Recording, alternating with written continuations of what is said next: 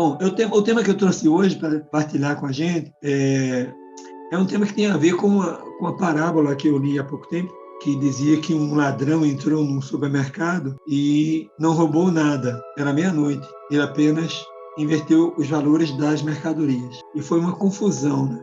No outro dia de manhã, com as pessoas querendo comprar uma TV que estava com preço trocado para baixo e reclamando por um pente que estava com preço absurdo que ele inverteu. Isso nos faz lembrar o trabalho que Satanás fez e tem feito nesse mundo, que é exatamente inverter os valores. Por isso que nós estamos nessa condição caótica no mundo inteiro. E o Espírito Santo, ele foi dado justamente para recolocar esses valores, colocar os valores nos seus lugares certos, né? Daí a minha ideia de pensar hoje em partilharmos um texto que todas as vezes que li na Bíblia, dentre outros, né, não só tem esse, eu não entendi. E aí, quando fui convidado, pensei, agora eu vou destrinchar esse texto e vamos descobrir. Eu não entendi, porque é um texto que fala do papel do Espírito Santo, segundo Jesus. O próprio Jesus dizendo qual o papel dele. O texto está em João 16, 7 a 11, e diz o seguinte: o próprio Jesus dizendo, se eu não for, o Consolador não virá a vós. Mas quando eu for, o enviarei. E quando ele vier, convencerá o mundo do pecado, da justiça e do juízo. Aí vem a parte que eu, todas as vezes que li, não entendi. Ficava para ver depois, para entender, que ele complementa dizendo, do pecado, porque não crê em mim. Da justiça, porque eu vou para meu Pai, e não me vereis mais. E do juízo, porque já o príncipe deste mundo está julgado. Eu pensava, como assim? O que tem a ver essas afirmações de Jesus com esse trabalho do Espírito Santo? E aí me detive um pouco mais para trazer, para partilhar conosco aqui da Sala 57 essas frases tão profundas e lindas, quando Jesus está tentando nos mostrar o principal papel do Espírito Santo, que é nos convencer do pecado, da justiça e do juízo. Mas, do pecado, por quê? Da justiça, por quê? Do juízo, por quê?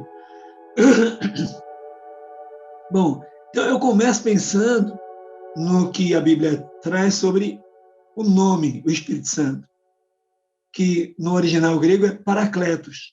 Então, o que significa esse Paracletos no grego? Tem alguns significados. O primeiro deles é consolador. Paracletos, o Espírito Santo, é um consolador. Então, ele veio ao mundo para nos consolar. É também um conselheiro. Paracletos é um conselheiro. Ele veio ao mundo para ouvirás por trás de ti uma voz te dizer seu caminho, andai por ele. Papel de conselheiro conosco. E advogado, né? Aquele que está ao lado para nos defender. Mas o que mais me cativa, o que mais me toca, é a palavra ajudante. Paracletos é um servo, um ajudador. E a gente encontra isso no livro de Isaías, 64, verso 4 a 5, onde esse texto é colocado mostrando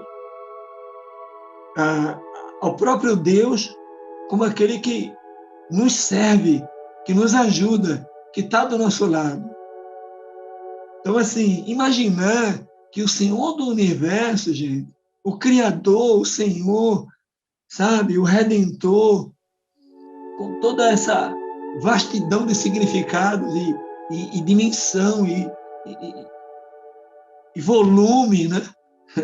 Toda essa grandeza, se dignar a ser um ajudador, um servo de alguém que é menos do que nada.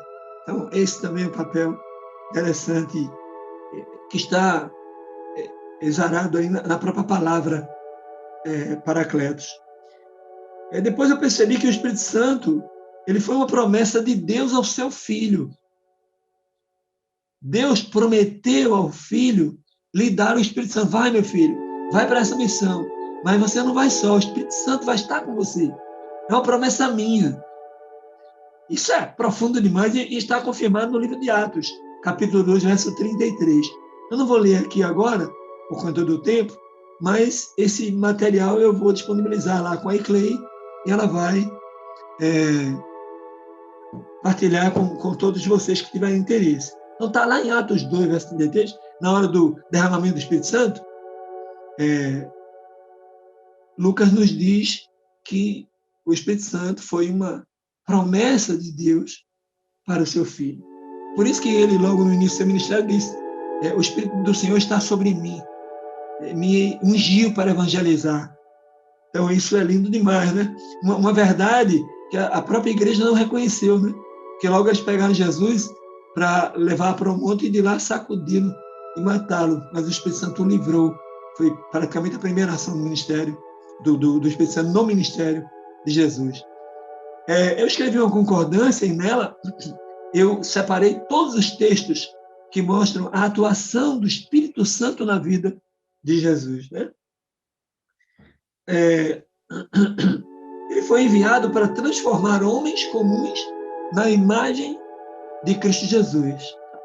Então, o Espírito Santo está trabalhando para nos transformar no máximo possível na imagem de Jesus. Sermos semelhantes a Jesus, como Paulo disse, né? Então, o ministério de Cristo e do Espírito Santo, eles são interdependentes, eles são complementares, né? O Espírito Santo só pôde ser enviado depois que Jesus terminou toda a sua obra, estabeleceu as bases, né? E Jesus, para realizar a sua obra, precisou também da ministração do Espírito Santo, como acabei de dizer no texto anterior. Portanto, a convicção do pecado, da justiça e do juízo, ela só pode acontecer após o fim da obra de Cristo, ok? Quando Jesus termina a sua obra, aí vem o Espírito Santo para continuar ensinando e nos convencendo, né? Nos dando a convicção do pecado, da justiça e do juízo. Então vamos lá para a expressão mais incômoda, né? Que eu até então não entendia, mas eu vim fazer esse estudo um pouco mais profundo para nos ajudar na sala, para que juntos também possamos compreender. Então Jesus diz: do pecado, porque não creem em mim. Do pecado, porque não creem em mim. Como assim? O Espírito Santo vai nos convencer, nos dar a convicção do pecado, porque, de modo geral, o mundo não crê nele, não crê em Jesus? Bom, então a gente percebe o seguinte: muitos permanecem em pecado porque não creem, de fato, em Jesus. Então precisam ser convencidos disso, do pecado que existe em nós, para crescer em espírito e em verdade, para se aprofundar nos caminhos de Jesus. Porque crer de fato é diferente de estar numa igreja apenas, de ser apenas um religioso, uma pessoa religiosa, mas que não tem religiosidade. Isso não basta, isso não é crer. Preciso crer de fato. Por isso Jesus disse: esse povo honra-me com seus lábios, mas seu coração está longe de mim. Esse povo diz que me ama, mas não faz o que eu mando. Então não crê. Então, precisamos do convencimento do Espírito Santo em relação ao pecado que nos domina, para que nós possamos crer de fato nele. A incredulidade é o alicerce de todo o pecado, a incredulidade. É a atitude de rebelião que gera todos os demais pecados. Não crendo de fato, não é apenas confessando nos lábios, mas não crendo de fato, nós estamos abrindo ali, dando o alicerce, a base para todos os demais pecados. Há muitos cristãos que são verdadeiros ateus dentro da igreja contemporânea. Essa é uma expressão dura de ouvir, mas eu até pensei em trazer aqui para mostrar, mas não lembrei na hora. Eu tenho lido dois trabalhos, duas obras, cujas abordagens são essas. Uma delas, o título é esse: o cristão ateu, o ateísmo cristão. Então, quem é o ateu cristão? É aquele que está na igreja, mas ele não vive de fato como cristão. Ele apenas confessa. Ele está lá, ele ouve, ele adora o seu modo, mas ele não tem no íntimo da sua alma a fé. Ele não crê de fato. Na verdade, isso aconteceu com o povo de Deus durante muito tempo. A gente percebe isso na história do povo judeu. Portanto, estudando essa perspectiva, eu comecei a perceber que nós temos duas frentes de... Nós, que eu me refiro, são os remanescentes. Né? Eu creio que, pela graça de Deus, estou falando para eles e estou no meio deles. Quem crê, diga amém, aí onde você está. Bom, quais são as duas frentes de trabalho, de desafio para nós? É o mundo, né? Os gentios, o povo secularizado, que não crê de fato, né? E o povo que está na igreja, mas que também não crê, não faz de fato, né? Não crê de fato, e não faz parte do remanescente de Deus. Né? Eu lembro aqui o texto de Romanos 9, verso 27, em que Paulo diz que o povo de Deus é como a areia do mar, mas somente o remanescente será salvo. Imagine você, né?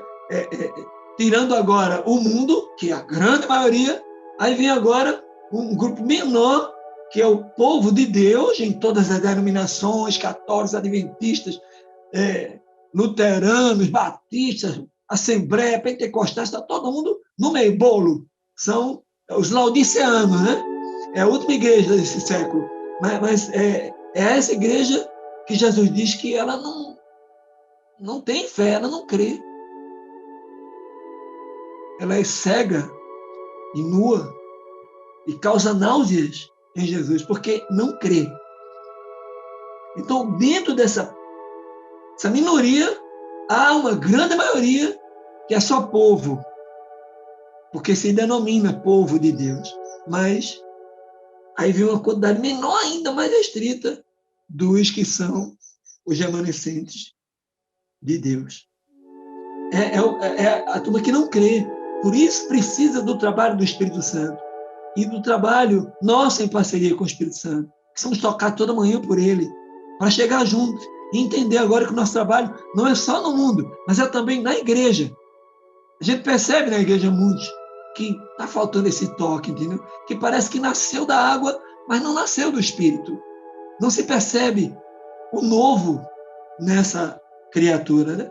Portanto, o Espírito Santo é quem vai nos ensinar sobre esse significado do crer de fato. Por isso a expressão de Jesus agora, compreendida por mim e acho que também por você. Que vai reler esse material quando tiver em suas mãos, né? Quando ele diz do pecado, porque não creem em mim. A outra expressão que também sempre me incomodou, e eu agora reservei um espaçozinho para fazer essas descobertas, é quando Jesus diz, ele vai convencer também vocês da justiça, porque eu vou para o Pai e não me vereis mais. O que isso tem a ver, gente? Essa expressão, eu vou para o Pai, o que tem a ver ele ir para o Pai com a questão do Espírito Santo nos convencer da justiça, né? Jesus está falando agora do papel mais importante, da função mais importante do Espírito Santo, que é nos convencer do pecado, da justiça e do juízo. Da justiça porque eu vou para o Pai, disse ele, e não me vereis mais. Gente, quando Jesus ressuscitou e subiu ao Pai, Cristo reassumiu a sua imortalidade e nos recriou para sermos também imortais. Então, somente depois da missão cumprida, acabou, encerrou. Ele não encerrou na cruz apenas, ele ainda haveria de ressuscitar e ser assunto aos céus e entrar no santuário. Aí completou a obra e ele nos trouxe de volta a justiça, né? Porque ele cumpriu a justiça na sua morte, que era para nós, porque a alma que pecar, essa morrerá. O salário do pecado é a morte. Nós não precisamos mais morrer eternamente, porque ele já assumiu a morte por nós. Ele cumpriu a justiça, nos tornando justos. pela fé e pela operação constante diária do Espírito Santo. Porque o Espírito Santo não é uma dádiva compulsória e nem vitalícia. É preciso renovar essa unção, renovar esse nascimento do Espírito a cada dia, a cada manhã. Daí a importância de, além de estarmos nesse lugar, que é maravilhoso, temos também o nosso Vale de Jaboque, o nosso Peniel, o lugar do nosso encontro pessoal com o nosso Deus, íntimo, entre nós individualmente, você individualmente e o seu Deus. A sua obra de justiça estava concluída. Não precisamos mais dizer que nós somos pecadores. A partir dessa descoberta, né, dessa dádiva, dessa bênção de Jesus, trazendo de novo para nós a imortalidade. Estamos agora justificados. Somos justos, não mais pecadores. E o texto de Salmo, número 1, do primeiro verso até o 6º, vocês veem ali a abordagem do salmista mostrando que é bem-aventurado o homem que não se detém no caminho dos pecadores e nem se assenta na roda dos escarnecedores. E lá no final, ele nos chama de justos, que é como aquela árvore que é plantada ali no rio, né? Às margens do rio, e nunca deixa de frutificar. Nós somos esses justos, quem crê, diga amém. Porque quando nós descemos as águas, que éramos pecadores, quem é o pecador? O pecador é aquele que vive pecando. Né? E o texto que vocês vão ler aqui de 1 João 3, 6, 8 e 9, mostra que aquele que é nascido do Espírito não vive pecando. Então dá uma olhada lá, que você vai perceber esse cuidado de João de nos dar esse toque. Quem nasceu de novo não vive pecando assim, voluntariamente, constantemente, deliberadamente. Ele peca, o justo ele peca ocasionalmente, circunstancialmente. E ele tem um advogado, Paracletos. Ele tem a Cristo intercedendo. E aí a Bíblia diz, olha, filhinho, não peques. Foi João também que disse isso. Mas se acaso pecares, tens um advogado. Então, o pecado na vida do justo, quem é o justo? É aquele que foi justificado. É aquele que foi restabelecido. Aquela condição edênica. Num processo contínuo até a glorificação. Nós estamos nele. Mas não vivemos mais no pecado. Porque não somos mais pecadores, que vivem lá no pecado, não somos mais ímpios, que é aquele que é pior do que o pecador, porque ele tem consciência, e como diz Pedro, é como o cão que volta ao vômito, ele volta à prática do pecado e volta pior ainda. E mesmo esse, Deus não tem prazer em sua morte. E o justo que somos nós, estamos aqui, pela graça de Deus. Então, a justiça foi feita para nós. Jesus veio e restabeleceu a imortalidade para nós. Então, a plena glorificação de Cristo, ela só vai ocorrer quando a noiva, a sua igreja, a sua herança, também estiver glorificada com Ele. Ok? Porque esse restabelecimento ele é parcial, ele é circunstancial, porque a luta está aí ainda, nós estamos no meio da luta. Mas vai chegar um momento que essa luta vai acabar. Nos últimos textos de Ellen White, no Grande Conflito, ela diz, aparece Jesus, então, quando tudo termina, né? E ele dá uma coroa para cada um, uma palma, símbolo de realeza, e uma pedrinha com um novo nome, e ele afirma, entrai pelas portas, manda abrir as portas de pérola do céu, né, da santa cidade, e ele afirma, entrai pelas portas, o vosso sofrimento acabou. Aí sim, você deve lembrar da música do quarteto, né? Arautos do Rei, que conta mais ou menos essa história. Desculpa, não lembro agora se é bem o quarteto Arautos do Rei ou se é Fernando Iglesias, que tem uma música que fala que ainda não acabou, né? E que Jesus tentaram fazer a glorificação, terminar tudo lá, e Jesus disse, não, para, eu não posso receber isso ainda. Eu vou esperar que a minha herança chegue.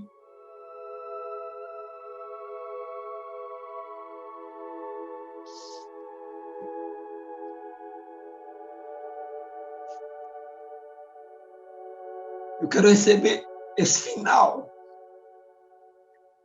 essa glorificação final, junto com a minha herança, pela qual eu morri, dei a minha vida. E o Espírito Santo é o agente dessa transformação. Ele que vai nos transformando de glória em glória, de justiça em justiça, de amor em amor. E é isso que diz o texto de Provérbios, que o caminho do justo, que nós não estamos mais no caminho do pecador e nem do ímpio. O caminho do justo é como a luz da aurora, que vai brilhando, brilhando, até ser dia perfeito. Aí nós seremos levados. E aí a cerimônia de glorificação será completa. Você deve lembrar essa música, quando eu vi a primeira vez, eu caí em prantos. Finalmente, Jesus também afirma na tríplice função principal do Espírito Santo, que o Espírito Santo nos convencerá do pecado, da justiça e do juízo. Ele agora diz, do juízo, porque já o príncipe deste mundo está julgado. Há outros lugares em que Jesus se refere a Satanás como o príncipe desse mundo. Isso é uma coisa absurda, né? Assim, surpreendente. O próprio Jesus assumir que ele é o príncipe desse mundo. E agora ele se refere ao príncipe desse mundo como sendo julgado, né? Já o príncipe desse mundo está julgado. Então, ali no Calvário, acabou a chance dele. Ele foi julgado, mas a sentença final ainda não ocorre. Tá? E o domínio dele ainda não é tirado. É por isso que ele tem toda essa gama de pessoas que estão fora das igrejas, estão fora do ciclo do povo de Deus, né? Do mundão, do pecado, está lá. E o povo também, que infelizmente está no meio do povo de Deus, os irmãos, mas não tiveram ainda experiência do novo nascimento e não são ainda remanescentes. Todo esse povo está sob o domínio dele, já foi julgado, e todos eles que permanecerem nessa condição também já foram julgados, já está determinada a sentença para eles. De certa forma, a gente sabe que estamos vivendo desde 1854 o período de juízo investigativo. Mas é só um detalhe, porque a sentença, para aquele que sabe de tudo, que é onisciente, que vê o começo e o fim, ele já sabe quem vai entrar e quem não vai entrar. Então, assim, Satanás, ele foi julgado quando da vida terrena do Senhor Jesus. Por isso que ele diz, do juízo, porque já o príncipe desse mundo está julgado. Ele está julgado pela própria vida que Jesus levou aqui, a vida terrena. Porque Jesus foi ungido pelo Espírito Santo e trabalhou em função do Espírito Santo, revelando a vontade do Pai, trabalhando contra o pecado, agindo cheio de amor, de solidariedade, de perdão, encontrando-se constantemente com os resultados do pecado, né?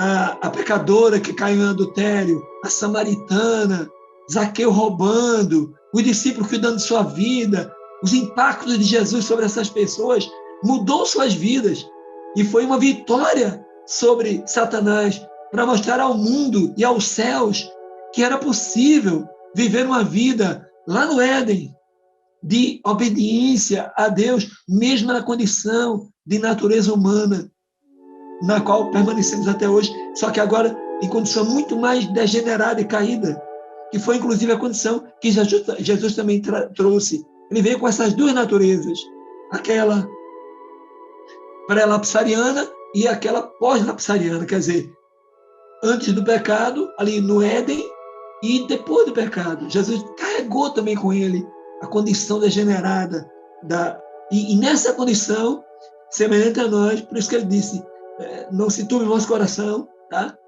E também não se desespere quando o mundo lhe perseguir, porque perseguiu a mim, e eu venci o mundo. E vocês também, na unção do Espírito Santo, convencidos do pecado, da justiça e do juízo, vocês também vencerão.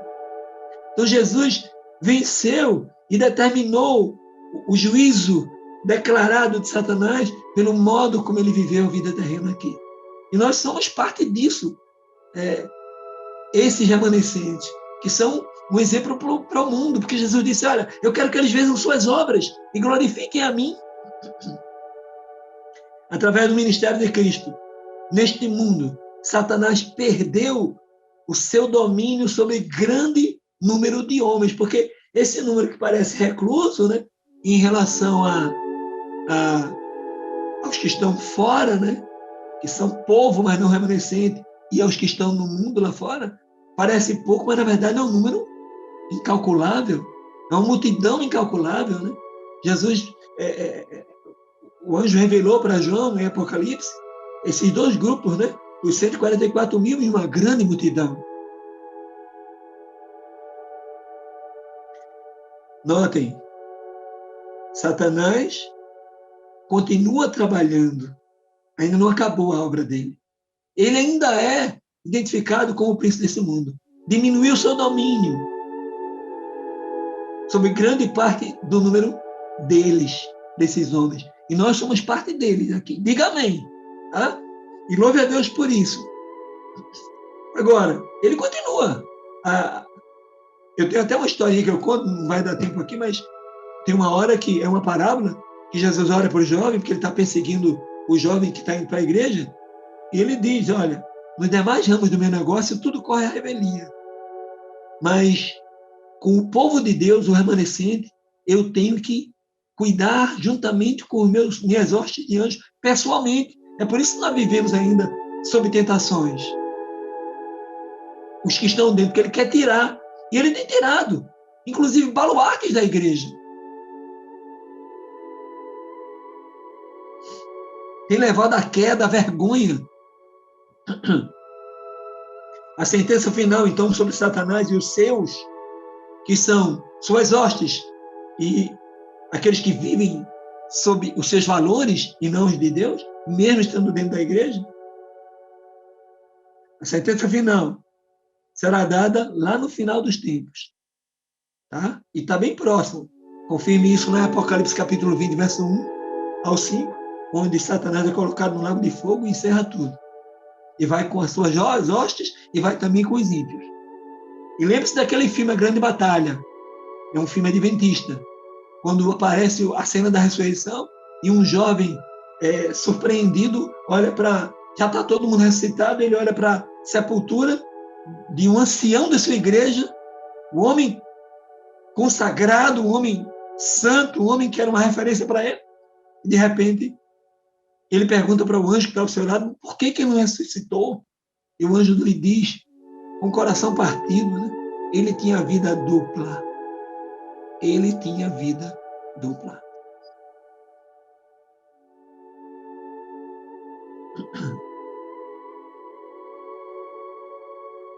João 5, verso 24. Quem ouve a minha palavra e crê naquele que me enviou, tem a vida eterna e não entra em juízo, mas passou da morte para a vida.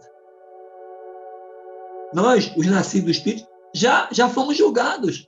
O juízo já foi dado sobre nós. Por isso que ele disse, o Espírito Santo nos convencerá do juízo.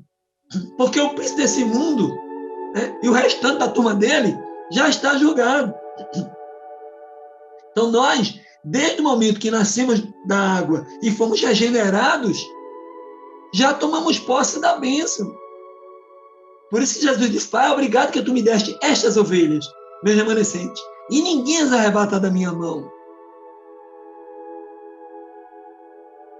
Porque Deus nos considera justos, porque Ele nos justifica. Não é porque nós somos bonzinhos, maravilhosos, não. É porque nós temos fé, nós cremos nele e não vamos desistir. Deus não está pedindo nem arrança nem ninguém. Ele pede que perseveremos. Quem perseverar até o fim será salvo nessa condição em que Ele nos colocou. Nós fomos regenerados naquele dia.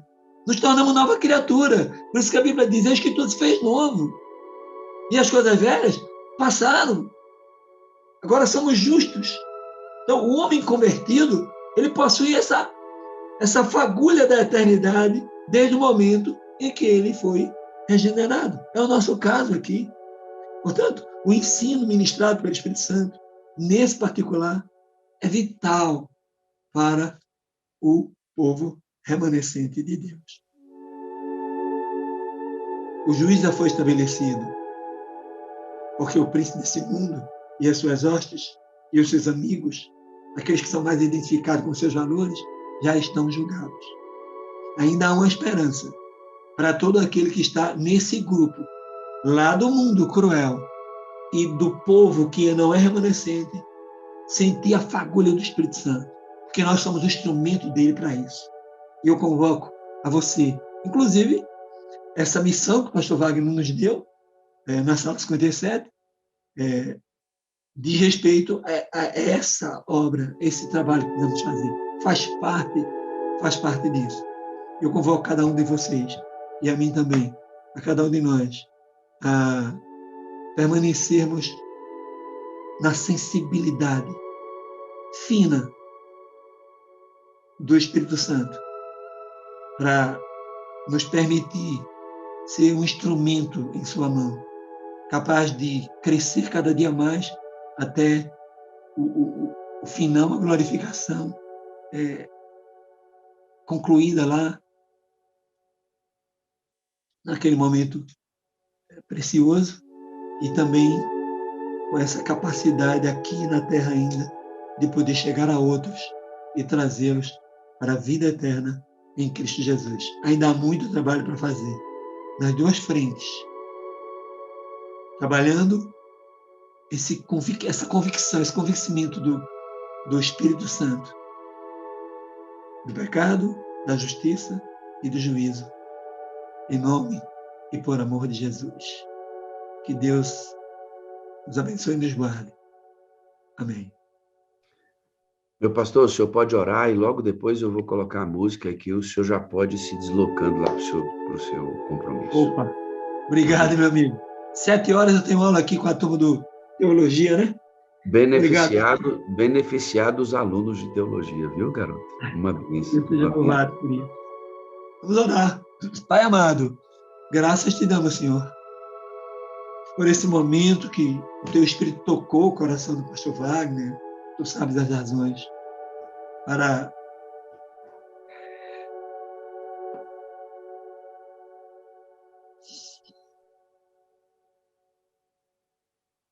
convocar esse humilde servo, para partilhar essa palavra, esse texto que me inquietava há tanto tempo e que me beneficiou tanto nessa manhã.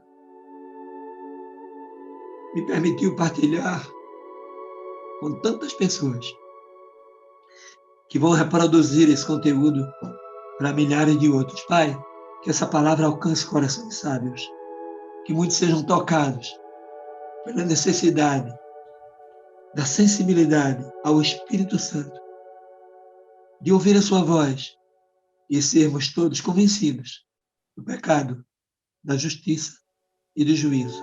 Continua, Pai amado, por favor, essa obra em nós. Perdoa nossos pecados. Continua limpando cada manhã o nosso coração, a regeneração do Espírito operada em nós, para nos preparar para aquele grande dia em que vamos olhar para o céu e dizer: esse é o Senhor que aguardávamos. Na sua salvação nos alegraremos.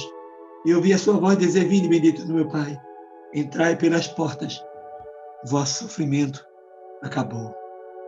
Essa oração eu te faço, inspirado no teu Santo Espírito e no nome do Cordeiro, que vive e reina para sempre. Amém, Senhor.